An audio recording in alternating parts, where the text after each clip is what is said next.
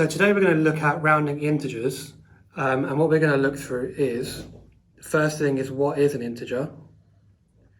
We're going to then recap the rules of rounding. You can look at the previous video where we rounded whole numbers up here.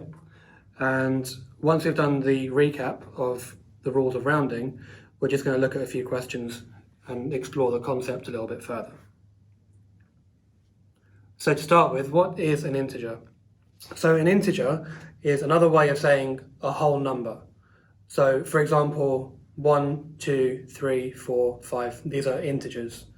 But if I had a number such as 5.2 or 8.23, these are not integers. Okay, so now that we know that, we're going to just recap our rules of rounding, which you've probably seen before. Now, the basic rule is, if the number is a 5, 6, 7, 8, or 9, we round up. And if the number is a 0, 1, 2, 3, or 4, we round down. If I had the number 784, and I wanted to round that to the nearest 10, well, my tens column is here, where the 8 is. I look to the column to the right of it, and the number in that column will tell me whether the number is going to round up or whether it's going to round down. In this case, the number is a 4, and as we can see from our rules here, we're going to be rounding down.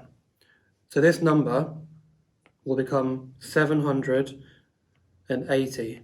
Everything after the number we're rounding to is automatically a 0. Let's do one more. Say we had the number 1587. And I wanted to round that to the nearest hundred. Well, I'll go to my hundreds column, which is where the 5 is.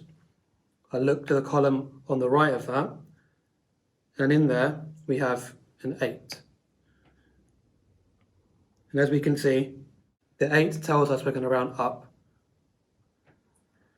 So our new number is 1600, and these are 0, so 1600. Let's do one more using a much larger number, 928,319. We're going to be rounding that to the nearest 10,000. Now, again, our 10,000 column, we can see, is here.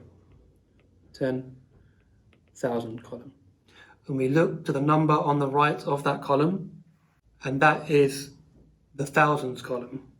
In the thousands column, we have an 8. And obviously, from our rules, the 8 tells us we're going to round up, which means this 2 is going to become a 3. The 9 stays as it is, and everything past that point becomes a 0. So our answer is 930,000. Remember that if the number has multiple 9s when we're rounding, we have the knock-on effect. Again, you can see that in the video over here. We have a knock-on effect. So if we were to round 1999 to the nearest 10, for example, we look at our tens column, we go to the column on the right of that, which is a 9, and we know the 9s round up. However, this knock-on effect takes place. The 9 becomes a 0, and the 1 gets carried over because technically it's a 10. Now this, we just carry through like normal addition. This 9 will also become a 10 because we've carried 1 over, and the same thing would happen here, and the same thing would happen here. So our nearest 10 is actually 2000. Now that we've done that, let's look at rounding to the nearest whole number, the nearest integer, and for that we need to go into decimals. If we were to round the number 35.4 to the nearest integer, remembering that integers are whole numbers, we're going to be rounding to the ones column just here.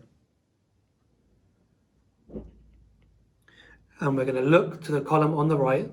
The process is no different. We're going to look to the column on the right, and that's a 4. Now fours, we know that fours round down. So our answer would be 35.0. And obviously we don't need the 0.0, so our answer will just be 35. That is an integer. Yep. This is not an integer, but this is an integer. Let's do one more. Let's say we had the number 2,375.84. We're rounding to the nearest integer. The nearest integer is obviously the ones column, that's the whole number. Everything to the right of the decimal point are decimals, they're not whole numbers. So we do the same thing, we look to the column on the right, and the column on the right has an 8 in it. As we know, 8's round up, so this would become 6, not 5. These numbers don't change. And obviously we don't have anything after the decimal point because we're rounding to the nearest integer. So our answer would be 2,376. So this one was quite a quick video. It's basically the same concept as the previous video, just using decimals. Thank you for watching, and we'll see you next time.